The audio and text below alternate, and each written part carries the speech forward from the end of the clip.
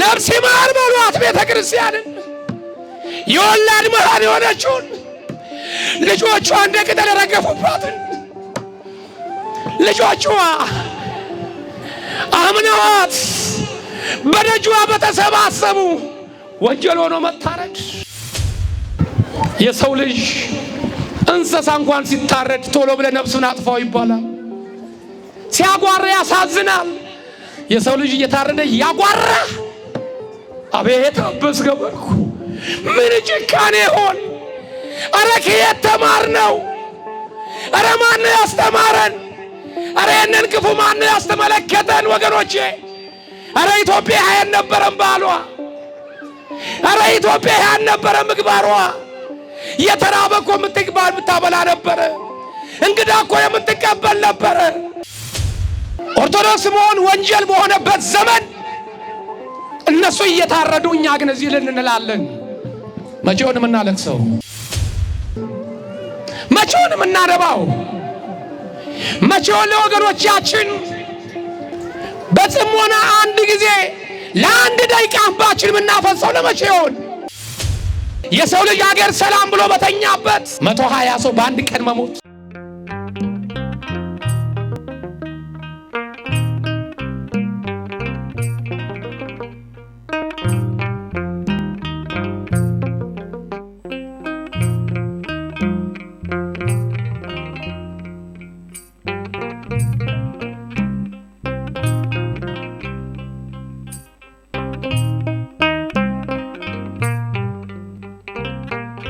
መንፈስ ቅዱስ አሐዱ አምላክ አሜን። ስብሐት ለእግዚአብሔር ለዘአብጽሐነ እስከዛቲ ሰዓት። ምስጋና ለእግዚአብሔር ይሁን በሰማይ በምድር ላለው ለአምላካችን ለመድኃኒታችን ለኢየሱስ ክርስቶስ ክብርና ምስጋና ለእሱ ይሁን። ዛሬ የምናከብረው ታላቅ በዓል አለ በቤተ ክርስቲያናችን መሰረት። ይህ በዓል የጻድቁ አባታችን ገብረ መንፈስ ቅዱስ። ገብረ መንፈስ ቅዱስ ማለት የመንፈስ ቅዱስ አገልጋይ ማለት ነው። አንድም ገብረ ሕይወት፣ ገብረ ሕይወት ማለት የሕይወት አገልጋይ ማለት ነው። ይሄን ስም ያወጣላቸው ሊቀ መልአኩ ቅዱስ ገብርኤል ነው። ይሄን ስም ያወጣላቸው። የተወለዱት በግብፅ ነው። እናታቸው አቅሊስያ፣ አባታቸው ስምዖን ይባላል። ከደጋግ ቤተሰብ የተገኙ እግዚአብሔር የሚፈሩ እግዚአብሔርን የሚያከብሩ፣ ነገር ግን ልጅ በማጣት ለብዙ ዘመናት ይተክዙና ያለቅሱ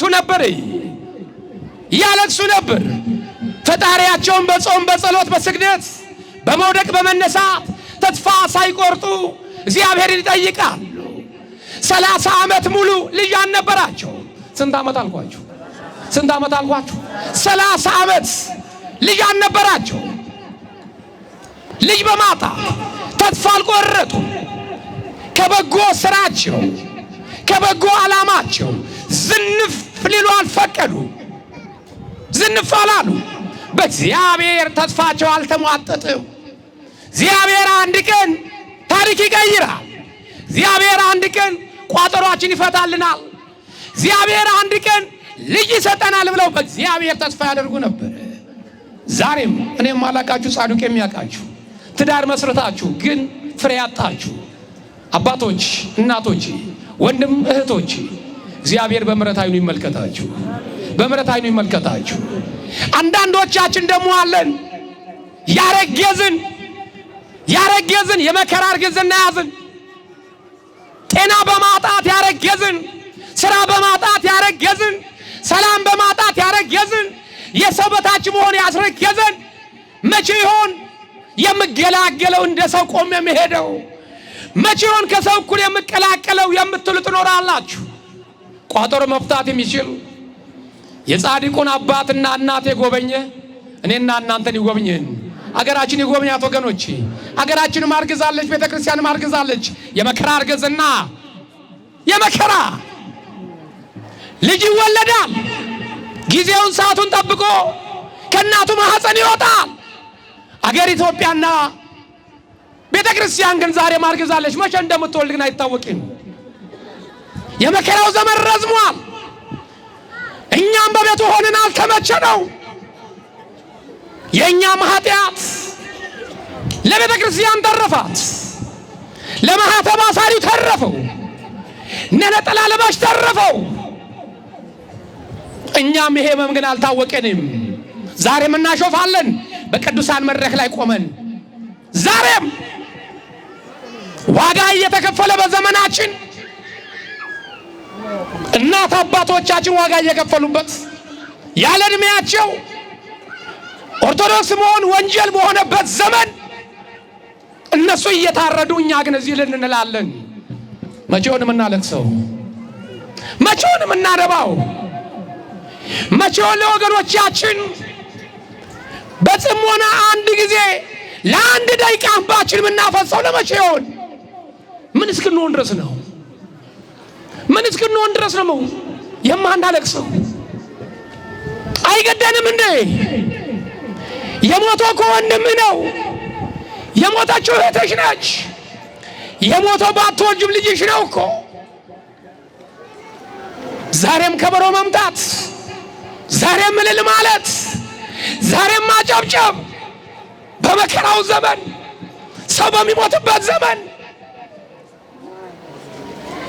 መሬት መሸከም እስኪያቅታት ድረስ እየተሸራተተ የሰው ልጅ አገር ሰላም ብሎ በተኛበት መሬት ተንሸራቶ ውጦት 120 ሰው በአንድ ቀን መሞት፣ በአርሲ 24 ሰው በአንድ ጉድጓድ መቀበር።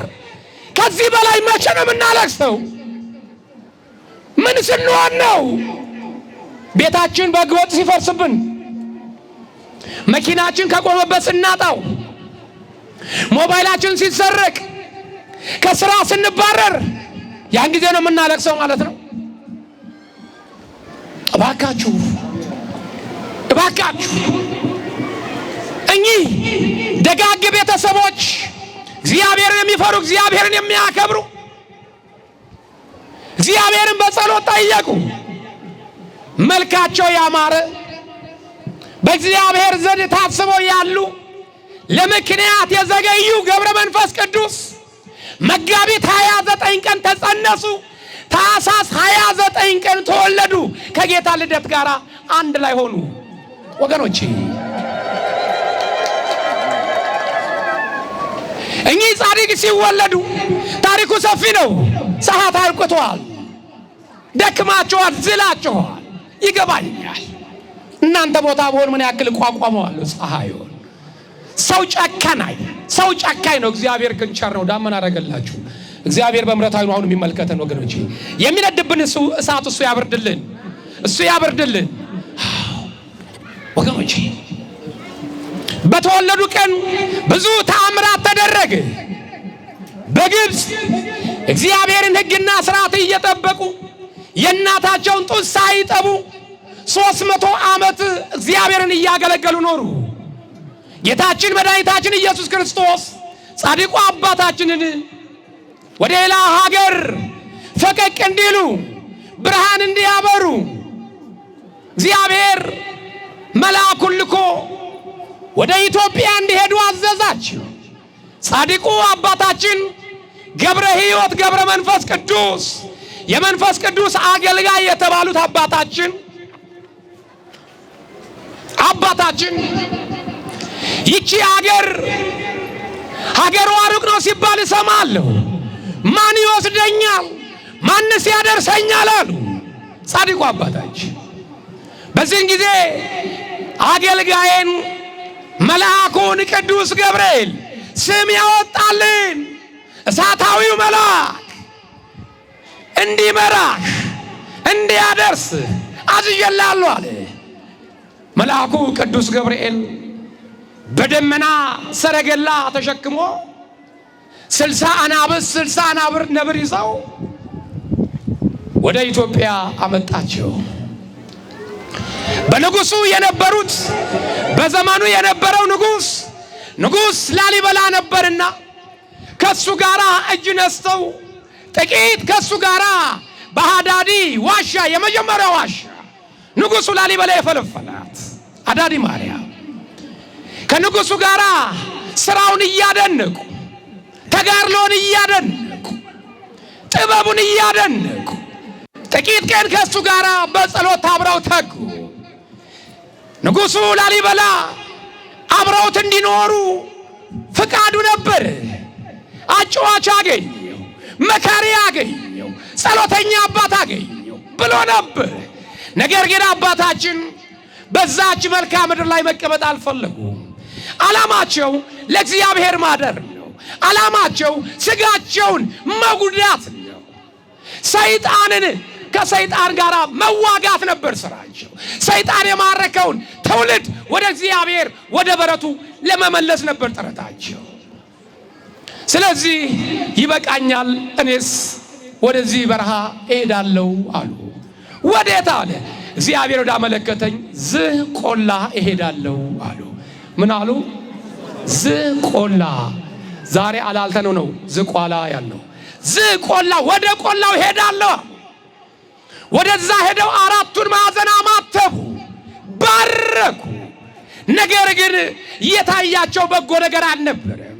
ሰው በመስታወት ፊት ሲቆም በፊቱ ላይ ያለውን በአካሉ ላይ ያለውን ጉድፍ ነገር እንደሚያሳየው ሁሉ አባታችን ገብረ መንፈስ ቅዱስ አራቱን ማዕዘን ሲባርኩ የኢትዮጵያ ሕዝብ ከእግዚአብሔር ርቆ ለሰይጣን ለዲያብሎስ ሲሰግድና ለጣዖት ሲያመልኩ አዩ። ይሄን ሕዝብማ ቅዱስ የሆነ ሀገር እግዚአብሔር ደጋግሞ የጠራት ሀገር ሰይጣን እንዴት ይማርካታል ብለው እጅግ አዘኑ። ከዚህ በኋላ ከራሳቸው ጋር ቃል ገቡ። የኢትዮጵያን ሕዝብ እስከሚምርልኝ ድረስ ከዚህ ባህር አልወጣም ብለው ቁልቁል ተዘቀዘቁ። ወገኖቼ ለዚህ ነው አባቶቻችን ዋጋ ከፍለዋል የምንላችሁ። ይሄ መድረክ ዋጋ ተከፍሎበታል። ይሄ ነፃነታችን ብዙ አባቶቻችን አጥንታቸውን ከስክሰውበታል፣ ደማቸውን አፍሰውበታል። ቆዳቸው ሰውነታቸው እንደ ቆዳ ተጣብቀዋል። ሁሉ እያላቸው ለክርስቶስ ሲሉ ሁሉን ትተው ወጥተዋል። ዛሬ በነፃነት ለምናመልከው፣ ዛሬ በነፃነት ለምናከብረው በዓል የኋለኞች አባቶቻችን ዋጋ ከፍለውበታል። ዋጋ ከፍለዋል። እሳቱ እሳት ሳይመስላቸው፣ ሴፉ ሴፍ ሳይመስላቸው፣ ገደሉ ገደል ሳይመስላቸው ስለ እግዚአብሔር ዋጋ ከፍለዋል። ይሄን መድረክ በአግባቡ ካልተጠቀምን ተጠያቂ ነን። ለምን? ለሚጠፋው ትውልድ፣ ለሚባክነው ትውልድ ተጠያቂ ነን። ስለዚህ አባታችን ገብረ መንፈስ ቅዱስ በግብፅ 300 ዓመት በኢትዮጵያ 262 ዓመት ሙሉ ዝቋላና ምድረ ከብድ እየተመላለሱ እግዚአብሔርን ያመሰግኑ ጀመር። እነዛ አናብስትና ነብሮች እሳቸውን ያገለግላሉ። ጻድቁ አባታችን በዚህ በመጽሐፈ ምሳሌ እንደሚናገረው በመጽሐፈ ምሳሌ ምዕራፍ 14 ቁጥር 13 ላይ የሚናገረው ኃይለ ቃል አለ። አዎ አባታችን ገብረ መንፈስ ቅዱስ እነዚህ እንስሳት አሉ፣ እነዚህ እንስሳት ምን ይበላሉ? ምን ይጠጣሉ?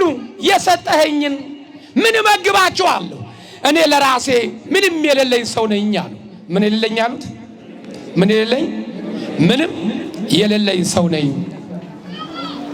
ምንም የሌለው ሰው ነኝ። ስለዚህ ምን አሉ? ለነዛ ለራሳቸው ሳያዝኑ ስለሚበሉ ስለሚጠጡ ሳያስቡ እንደ ሰው ተፈጥረው ኑሯቸው ግን እንደ መላእክት ነበረ። ጻድቁ አባታችን እንደ ሰው ተፈጥረው ነገር ግን አኗኗሯቸው እንደ መላእክት ነበር። ያልወለዱ፣ ቤት ያልሰሩ፣ ምግብ ያልቀመሱ፣ ውሃ ያልጠጡ፣ ልብስ ያልለበሱ እግዚአብሔር በኪነ ጥበቡ ከእግር ጥፍራቸው እስከ ላይ ድረስ በፀጉር በክብር ያጎናጸፋቸው ታላቁ ጻድቅ ገብረ መንፈስ ቅዱስ ናቸው። የኢትዮጵያ ባለውለታ። ስለዚህ እኚህ ጻድቅ ስለ ራሳቸው መጠለያ፣ ስለ ራሳቸው ምግብ፣ ስለ ራሳቸው መጠጥ ሳያስቡ ስለሚከተሏቸው አናብስትና ነብር ጠየቁ አምላካቸው። ጌታ ሆይ በአራዊት ከበኸኛል፣ አመሰግናለሁ። ከሰው ርቄአለሁ፣ እናት አባት የለኝም፣ ወገኖች እነሱ ናቸው አሉ። 60 አናብስት 60 ነብሮች ነበሩ። ለእንስሳቶቹ አዘኑ፣ እንዲህ አሉ። በመጽሐፈ ምሳሌ ምዕራፍ 14 ቁጥር 13 እንዲህ ይላል፣ ለጻድቅ ሰው አለ ጻድቅ ሰው ለእንስሳ ነፍስ ይራራል አለ። የጻድቅ ሰው ለእንስሳ ነፍስ ምን ያደርጋል አለ? ይራራል። አያችሁ፣ ከሰው አልፈው ለእንስሳት ራሩ። እኔና እናንተ ግን ለእንስሳት አይደለም ለገዛ ወንድሞቻችን መራራት እንኳን አቅቶናል። ሰው ለወገኑ መራራት አቅቶታል። ሰው ለወገኑ እንኳን ማልቀስ አቅቶታል። ጻድቁ አባታችን ከሰው አልፈው ለእንስሳት እንኳን ራሩ ነው የሚለው። ራሩ፣ አዘኑላቸው። እኔና እናንተስ? ኢትዮጵያ ይሄ ነበር እንደ ባሏ ካዘነው ጋር አብራ መታዝን ነበርች እኮ ኢትዮጵያ። ካለቀሰው ጋር አብራ መታለቅስ ነበር እኮ። እንዳሁኑ ላይ ምሰል አልነበረም። እኔ ልደፋልህ ነበር እኮ። እኔ ልደፋልህ ከልብ ነበር። አፈር ስሆን ብላ ነበረ ከልብ ነበር። ዛሬ እኮ አብልቶ ይሄ አጋስስ ጠርጎብኝ ሄደ እኮ። ባካችሁ ምን አይቶ ዳም ሰው እኮ ምን ሰዎች እኮ ነው ነገሮች። እንዲህ ብለን ስም የምንሰጥ እኮ ነው ነገሮች። እንዲህ ብለን ፍቅራችን ከአንገት በላይ። ጻድቁ አባታችን ግን ጻድቅ ሰው አለ ለእንስሳት ይራራል። ለእንስሳት አይደለም ለሰው ልጅ፣ ለሚራበው፣ ለሚጠማው፣ ለሚገፋው፣ ለሚታረደው። ዛሬ አይናችን እያየ ስንት ሰው ሞተ ነው ጥያቄው። ስንት ሰው ሞተ? እዚህ ቦታ መኪና ሲሄድ በጉዞ 20 ሰው ሞተ። አይ ትንሽ ነው፣ ተላመር ነው አይደለ? ተላመር ነው። በዶዘር መቀበርን ለመር ነው አይደለ?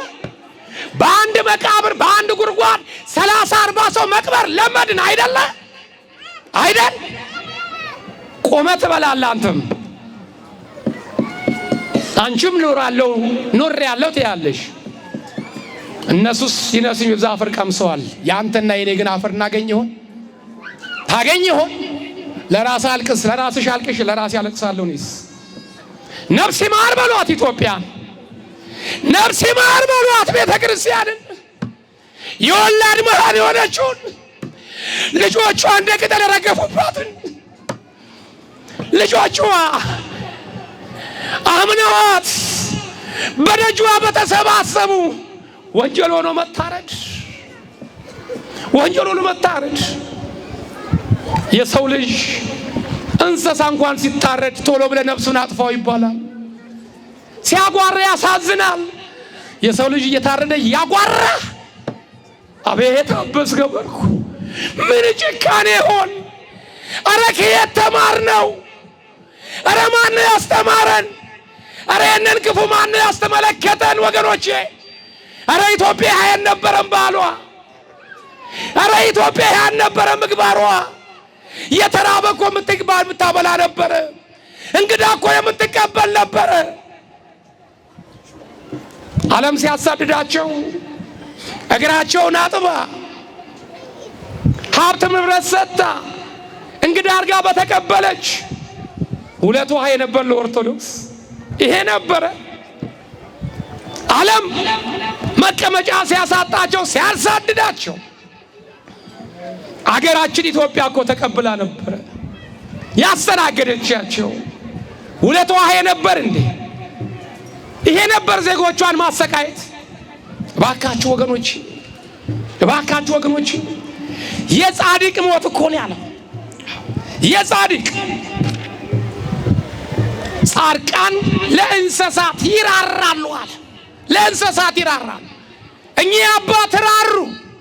እግዚአብሔርም ቃል ገባ እንዲህ አላችሁ፣ ገብረ መንፈስ ቅዱስ ስለ ምግባችሁ ስለ መጠጣችሁ አትጨነቃል። ወገኖች አይዟችሁ፣ ስለ ጓዳው አትጨነቁ። ስለ ትዳራችሁ አትጨነቁ።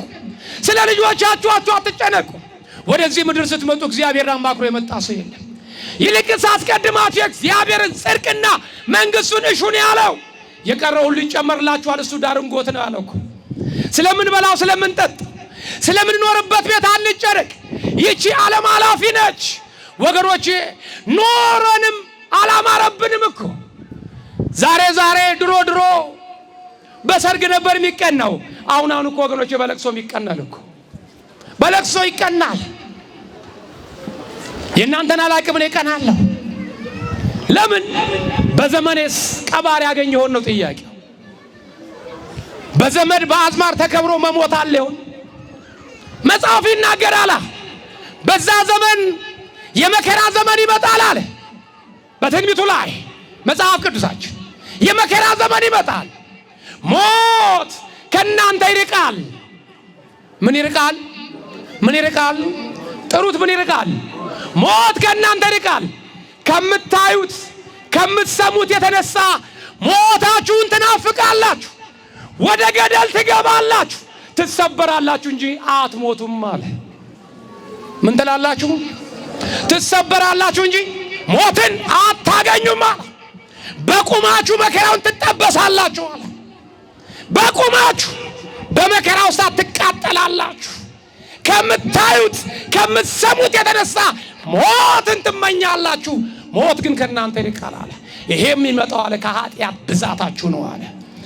ትጠሩኛላችሁ፣ እኔም ጆሮ እንደሌለው ዝም እላለሁ። ፊቴን ትፈልጋላችሁ፣ ፊቴን ከእናንተ ዞር አረግባችኋለሁ አለ።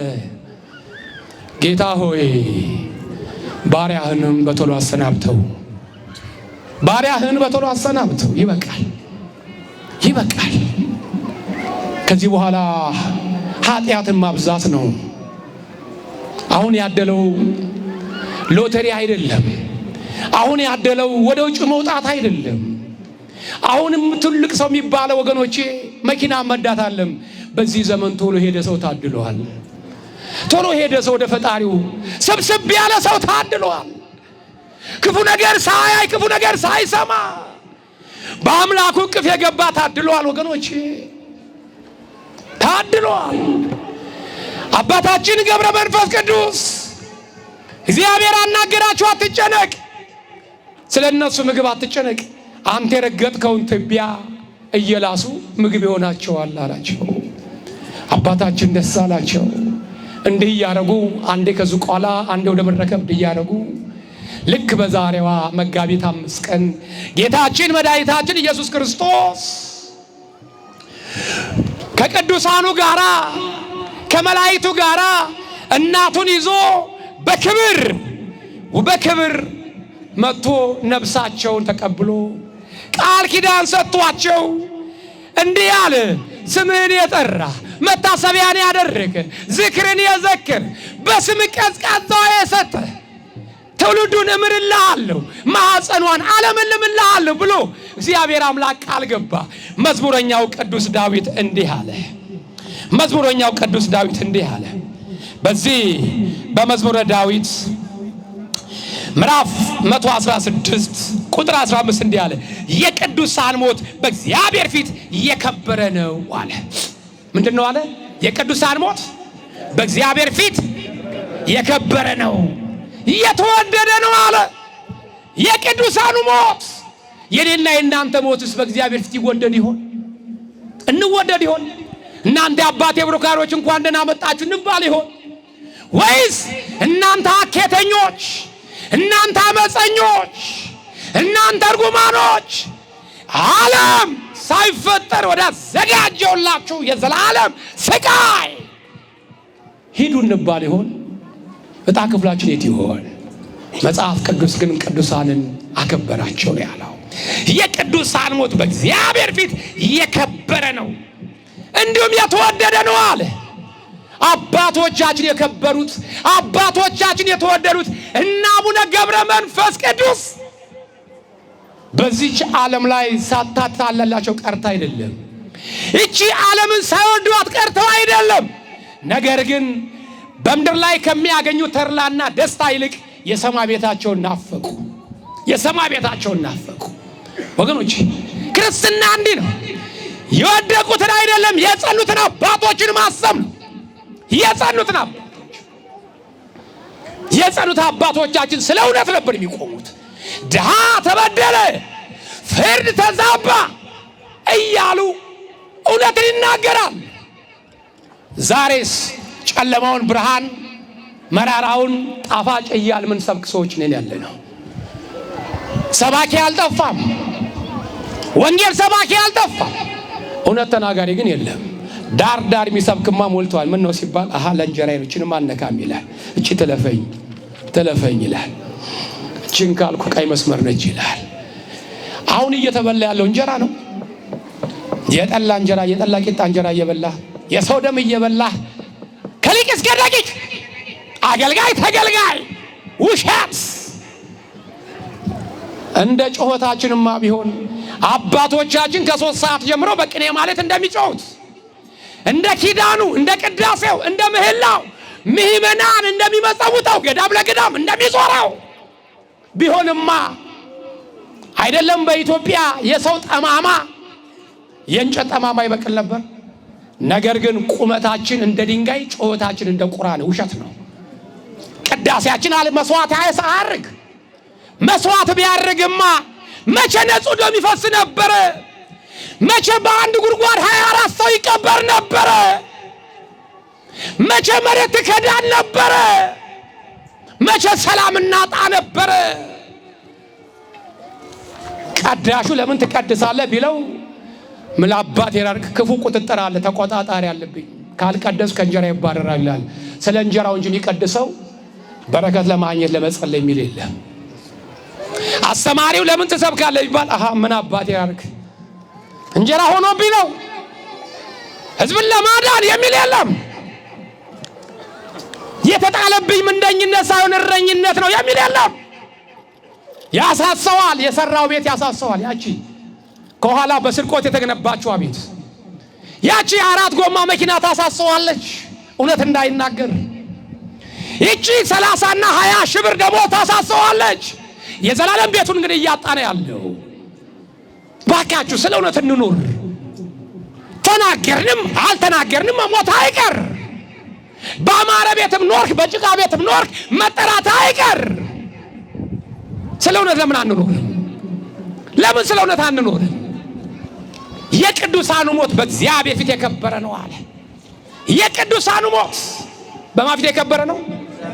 በማን ፊት የከበረ ነው? በእግዚአብሔር ፊት የከበረ ነው። ጻድቁ አባታችን ዝም ብለን አይደለም፣ በእግዚአብሔር ፊት ሞታቸው ክብር ስላገኘ ነው፣ ሞገስን ስላገኙ ነው። ቅዱሳን አባቶቻችን ለመከራ ይሽቀዳደሙ ነበር። ዋጋ ለመቀበል ይሽቀዳደሙ ነበር።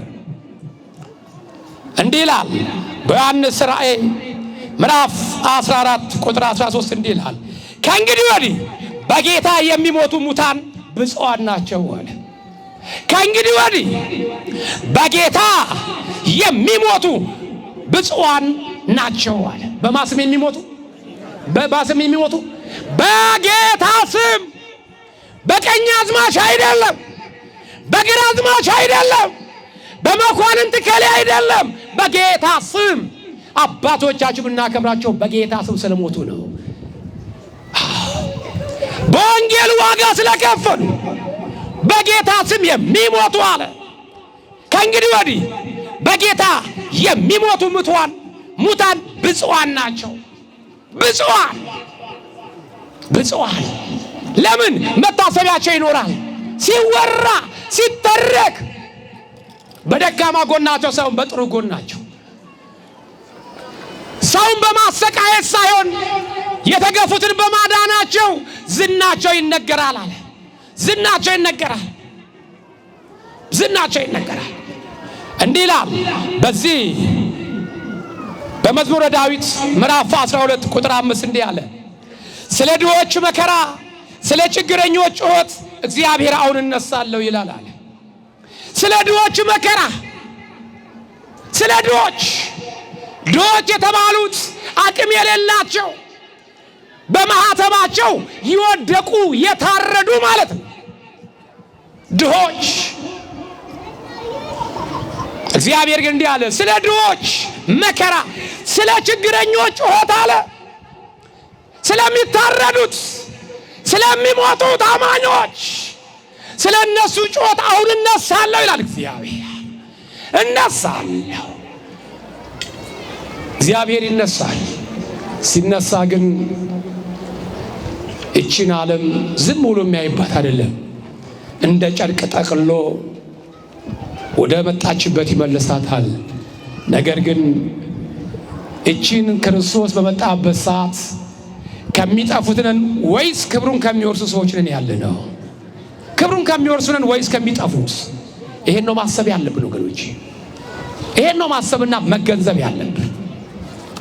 ከአባታችን ከገብረ ሕይወት ከገብረ መንፈስ ቅዱስ የምንረዳቸው የምናየው አበይት ነገሮች ሶስት ነገሮች ናቸው። እጥር አድርጌ ትምህርት ጠቅላለዋለሁ። አንደኛው ዓለምን ንቆ ለእግዚአብሔር መሆን ከአባታችን ያየነው። ዓለምን ንቆ ለማሞን ከእናት ከአባታቸው ወጥተው ዜግነታቸው ኢትዮጵያዊ አይደሉም። ተመልከቱ፣ ግብፃዊ ናቸው። ነገር ግን ከእናት ከአባታቸው መለየት፣ ከወገን መለየት፣ ከሀገር መለየት፣ ባልተወለዱበት ባላደጉበት ሀገር ለእግዚአብሔር ቃል በገቡት መሰረት እግዚአብሔርን ጌታን ማገልገል ምን ያክል መታደል ነው! ዓለምን ንቆ ለእግዚአብሔር መሆን። ዓለምን ንቆ ማለት ምንና ብቻ አይደለም። በዚህ በአንቀጸ ብፁዓን የሚናገረው ማቴዎስ ወንጌላል ስለ ጽድቅ የሚሰደዱ ብፁዓን ናቸው ይላል። ጥሩ ነው። ፍርድን አስተካክሎ መፍረድ ይቻላል። በዓለም ተቀምጦ የተራበ ማብላት ይቻላል። በዓለም ተቀምጦ መጽደቅ ይቻላል። የጽድቅ መንገዶች ብዙዎች ናቸው። የኃጢአት መንገድ በጣም ጠባብ ነው ካወቅንበት። ዓለምን ንቆ ለእግዚአብሔር መሆን፣ ዓለምን መናቅ እንደ ጉድፍ። ለምን መሰላችሁ? ወርቅ ብንለብስ፣ የወርቅ መኪና ብንነዳ፣ በወርቅ ቤት ላይ ብንኖር፣ በወርቅ አልጋ ብንተኛ የለም እንጂ የወርቅ እንጀራ የወርቅ ወጥ ጠቅለ ብንበላ እድሜያችን ቢበዛ 70 እና 80 ነው። ከዛ በኋላ መሄዳችን አይቀርም። ሞት አለ። ስምህ ወርቅ አለማው ትባል ይሆናል። ስምሽ ወይዘሮ ወርቄ ትባል ይሆናል። አዎ ስምሽ ያምራል። አዎ ስም ያምራል። የሞት ክለታ የሞት ለታ ግን ወርቅ አለማው ወጣ ለሚባለው ሬሳ ወጣ ነው የሚባለው። ሬሳን አይደለም ሀብት አይደለም መኪና አይደለም ቤትን ይዘህ ልትሄድ ስምን እንኳን ይዘህ መሄድ ስልጣን የለም። ሬሳ ወጣች ወይ ነው። የሴት ልጅ ጾቷን የምታገኘው ወንድ የምትሆነው የሞተች ለታ ነው። ሬሳ ወጣ ነው የሚባለው። እኩል ነው። እዛ ሰዓት ሴት ወንድ የለም። ሬሳ ወጣ ወይ ሬሳ ወጣች አይባልም። ሬሳ ወጣ ወይ ሬሳ ነህ። ስለዚህ ሬሳ መሆንን አፈር መሸከምን ረስተህ ግን አትቆለል። እኔ ወንዱ ነኝ ጀግና አትበል። የቀን እንጂ የሰው ጀግና የለው። እደግራለሁ አሁንም የቀን እንጂ የሰው ጀግና የለው። እኔ ወንዱ ነኝ ጀግና አትበል።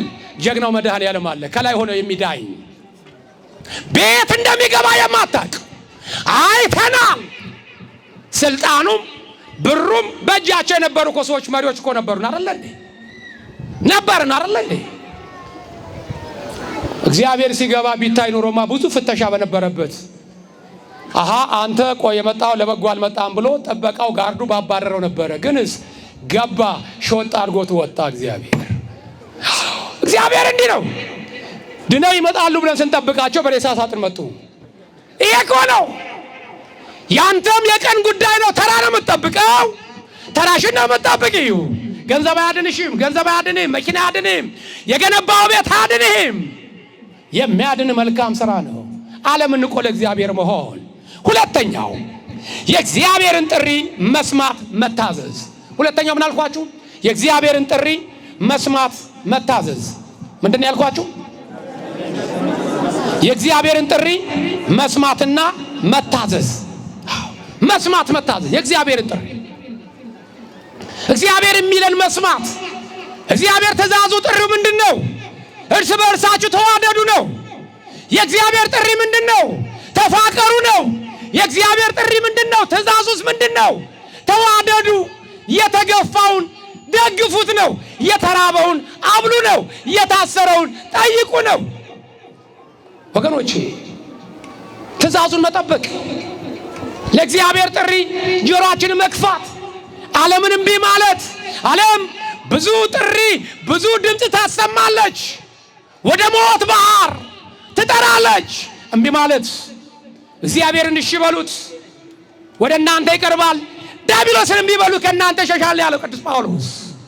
ወገኖቼ እባካችሁ ቀሪ ጊዜያችን ለእግዚአብሔር እናሳድር። የእግዚአብሔርን ጥሪ እንስማ። እግዚአብሔርን እሺ እንበለው። እግዚአብሔርን እናዳምጠው ምን እንደሚለን። እግዚአብሔር ሊፈርድብን፣ እግዚአብሔር ሊኮንንን አይደለም ጥሪውን የሚያሰማው። ልጅ ሆይ ና ይልሃል ሸክምን ሊያቀል።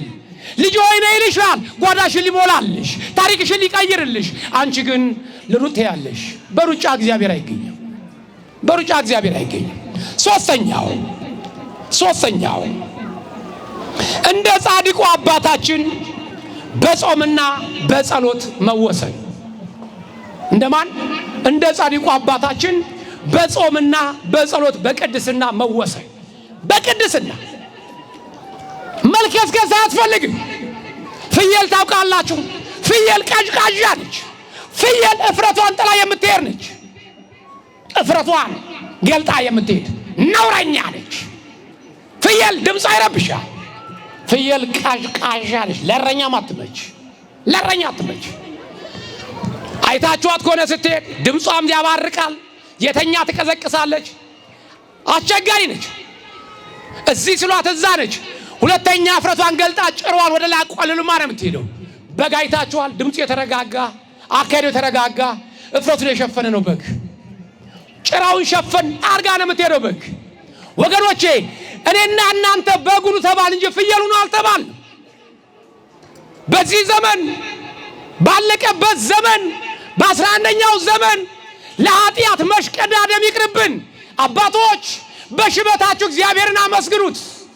እናቶች በሽበታችሁ በእድሜያችሁ እግዚአብሔርን አመስግኑ።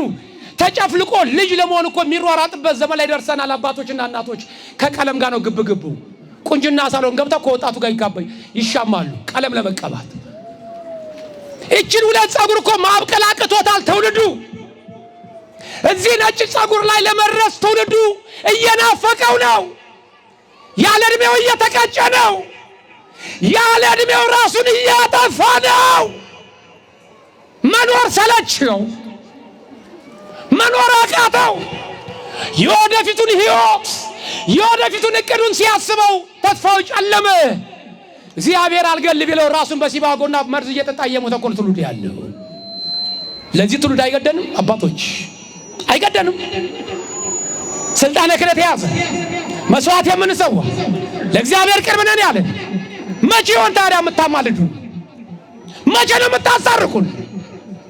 ለዚህ ትውልድ መቼ ነው መጸልዩለት? ራሱን እንዳያጠፋ፣ ራሱን እንዳይገል፣ ከእግዚአብሔር እንዳይጣላ መቼ ነው የምትመክሩት? ኧረ መከሩን አባቶች። ጊዜያችሁን ተጠቀሙበት፣ እረኝነታችሁን ተጠቀሙበት። ምንደኛ እንሁን ባካችሁ። የመጨረሻው መደምደሚያ ይቃል አራተኛው እንዲህ ይላል፣ እሺ ብትሉ አለ ኢሳይያስ ምዕራፍ 1 ቁጥር 5። ኢሳይያስ ምዕራፍ 1 ቁጥር 19 እሺ ብትሉ ለኔ ብትታዘዙ አለ። ለማ ብትታዘዙ? ለማ ብትታዘዙ?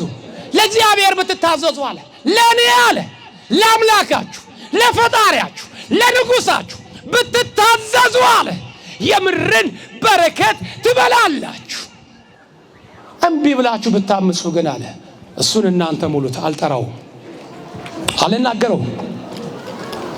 እናትና አባቶቻችን የድሮ እናቶች ደግ ደግን ተመኙ ደግ ነገር እንድታገኙ ይላሉ። እንኳን ጠርተነው እየመጣብን እኮ ነው፣ እያባላን እኮ ነው ያለው። ምኑን ልጥራው? ምን አስደስቶኝ የተረከው መጽሐፉን ከዚህ በላይ መተረክ አልችልም። ክፉ ነገር ነው ያለው።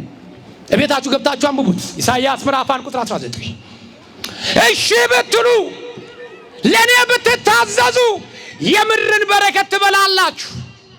እምቢ ብላችሁ ብታምፁ ግን አለ እቤት አንብባችሁ ጨርሱት። እምቢ ብላችሁ ብታምፁት ምን ይጠብቃችሁ ይለን ይሆን? የአበባ ወንበር፣ የቀይ ምንጣፍ፣ ለእያንዳንዳችሁ አክሊል አይደለም ይለው።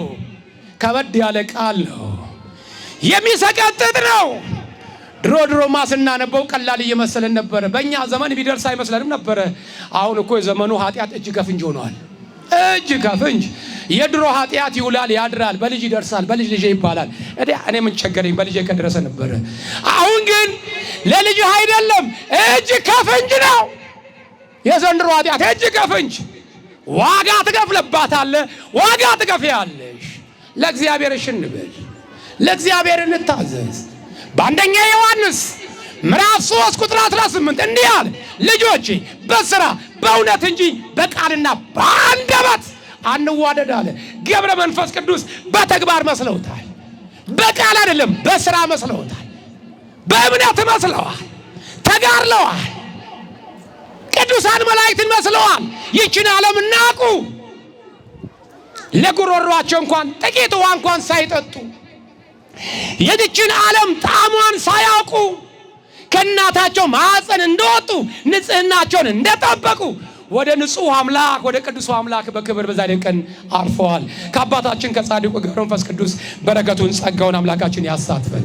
የመከረን ያስተማረን የአባቶቻችን አምላክ ስሙ የተመሰገነ ይሁን። ወገኖቼ እግዚአብሔር አምላክ ከሁላችን ጋር ይሁን። እግዚአብሔር ሁላችሁን ይባርካችሁ። እግዚአብሔር አምላክ ባላችሁበት ሁላችሁንም ጤናችሁን ይስጣችሁ፣ ጤናችሁን ይስጣችሁ። እግዚአብሔር አምላክ ከሁላችን ጋር ይሁን። እግዚአብሔር ከሁላችን ጋር ይሁን። ጤናችሁን ይስጣችሁ። እስካሁኑ ሰዓት ድረስ በእውነት እጅግ ይከብዳል።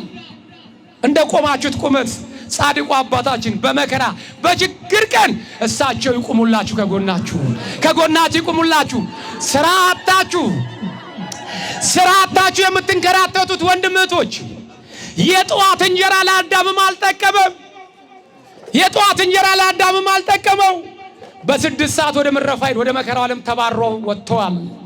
የጠቀመው የማታ እንጀራ ነው። ከድንግል ማርያም የተገኘው ኢየሱስ ክርስቶስ የጠቀመው የማታ እንጀራ ይስጣችሁ። እግዚአብሔር የምታመሰግኑበት ወጣችሁ የምትገቡበት እንጀራ መድኃኔዓለም ይስጣችሁ። አገርን ለቆ ከመሰደድ ኧረ መድኃኔዓለም ይጠብቃችሁ። እንጀራችሁን በአገራችሁ ላይ ያርግላችሁ። በሥራ ገበታ ላይ ያላችሁት እናትና አባቶቼ ነገ ቀነስ ይሆን ነገ ባረር ይሆን ልጆችን ምን አበላቸው ይሆን እያላችሁ የምትጨነቁ መድኃኔዓለም ዝቅታን መቀደስን ሳይሆን በከፍታ ላይ ከፍታ በማረግ ላይ ማረግ በእርገት ላይ እርገቱን ድንግል ማርያም እሷ ታላብሳችሁ በዛሬ ቀን መሃላችን መጥተው ቃል ኪዳን ታቦቱን ቢያከብሩ ደስ እያላቸው ነገር ግን ጤና በማጣት አልጋ ላይ ተኝተው አምናኮ ታቦቱ ፊት ቆሜ እልል ነበረ ዛሬ ግን ጤና አጣው ያሉትን ጻድቁ አባታችን በቃል ኪዳናቸው በጸሎታቸው ፈውሰውልን የዛሬ ዓመት አይደለም የዛሬ ሳምንት ለደጁ አብቅተው ለምስክርነት ያብቁልን። በእኛ ኃጢአት በእኛ በደል ምንም የማያውቁ ሕፃናት ዋጋ እየከፈሉ ነው ያሉትና በዘመናችን በእኛ ኃጢአት በእኛ በደል ምንም የማያውቁ ግራ ቀኙን የማያውቁ ሕፃናት ዋጋ እየከፈሉ ነው ያሉት። ግማሾቹ ሲታረዱ፣ ግማሾቹ ሲሰደዱ፣ ግማሾቹ እናት ሲያጡ በየመንገድ ላይ ወድቋልና የተወለዱትን ሕፃናቶች ሁሉ መድኃኔዓለም ለቁም ነገር ያብቃልን፣ ያሳድግልን። እናት ያጡትን መድኃኔዓለም ያጽናናልን። በእድሜ ገፉት እናት አባቶቻችንን ይህ ቀሪ ዘመናቸው ክፉ ዘመን ነው፣ አምላኬ ሆይ ምን ታሳየኛለህ እያሉ አባት እናቶቻችን በየቦታው ያለቅሳሉና በእድሜያቸው የገፉት አባት እናቶቻችን ጤናቸውን ሰጡ፣ እድሜ እንደማቱሳላ ሰጡ። የተሻለውን ዘመን እንዲያሳይልን የአምላካችን መልካም ፍቃድ ይሁንልን። ብድግ ብላችሁ እንደቆማችሁ ዘወትር ስቆም አብራኝ የምትቆም ስናገር አብራኝ የምትናገር ከብዙ ወጥመድ ከጠላቶቼ የምታስመልጠኝ የዘርዓ ያዕቆብ እመቤት ጻድቃኔ ማርያም ጣዕሟን በአንደበታችሁ ፍቅሯን በልቦናችሁ ታሳድርባችሁ። እንደ ቆማችሁ በዘርፋፋ ቀሚሷ በድባብ ጥሏ ትምራችሁ ትከተላችሁ። ሰላም እግዚአብሔር ከእናንተ ጋር ይሁን። በቤታችሁ በጎ ነገር ይጠብቃችሁ። መልአከ ሰላም ቅዱስ ዑራኤል በዕለተ ዓርብ የጌታን ደም በብርሃን ጽዋ ተቀብሎ በዓለም ላይ ለበረከት እንደረጨ ሁሉ በእያንዳንዳችን ቤት ላይ የሰላሙን የፍቅሩን የጤናውን መንፈስ ያፍስላችሁ። ሳታዊ መልአክ ቅዱስ ገብርኤል ጻድቁ አባታችን እየመራ ወደ ቅድስት ሀገር ያመጣ ከሞት ያተረፈ ከክፉ ነገር የጠበቀ ቅዱስ ገብርኤል ከመከራ ያስመልጣችሁ። ሰላም እግዚአብሔር ከሁላችን ጋር ይሁን። ሀገራችን ኢትዮጵያ ዙሪያዋን በእሳት አጥሮ መሃሏን ገነት ያድርግልን። ተዋህዶ ሃይማኖታችን ይጠብቅልን። ጠላቶቿን ፈጥኖ ከግባታችን ያስገዛልን። የሚማሩንን መንፈሳዊ አባቶቻችን ቋንቋ ከቋንቋ ልብ ከልብ ያገናኝልን። ቤተክርስቲያናችን ይጠብቅልን። ጠላቶቿን ያስታክስልን። እግዚአብሔር ፍቅራችንን ያብዛን፣ ቁጥራችን ያብዛን፣ የጠፉትን ይመልስልን። እጅግ አድርጌ ወዳችኋለሁ፣ አከብራችኋለሁ።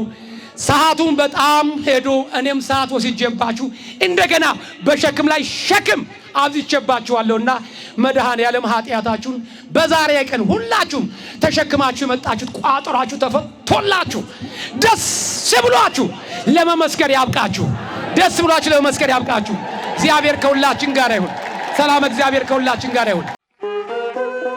ንቁ ኦርቶዶክስ ተዋህዶ የጸሎትና የንስሐ መርከብ ማህበር በእግዚአብሔር ፈቃድ በወንድማችን የኔነ ተስፋዬ አስተባባሪነት ከተመሰረተ ጊዜ ጀምሮ ከሚሰጣቸው ዘርፈ ብዙ መንፈሳዊ አገልግሎቶች መካከል የሐዋርያዊ አገልግሎትና ያሬዳዊ ዝማሬዎች አንዱ ነው። በዚህ ክፍል የኦርቶዶክሳዊ ተዋህዶ ቤተክርስቲያንን ዶግማና ቀኖና የጠበቁ ኦርቶዶክሳዊ ለዛ ያላቸው ለነፍስ እረፍትን የሚሰጡ ወቅታዊና ዘመኑን የዋጁ ስብከቶችና ያሬዳዊ ዝማሬዎችን በመላው ዓለም ለሚገኙ ተመልካቾቹ በንቁ ሚዲያና በኢትዮ ማህበር የዩቲዩብ ቻናል እያቀረበ ይገኛል። አገልግሎቱ በመላው ዓለም ለሚገኙ አማኞች ተደራሽ እንዲሆን በየዕለቱ የሚለቀቁ ስብከቶችንና መዝሙሮችን ላይክና ሼር ያድርጉ።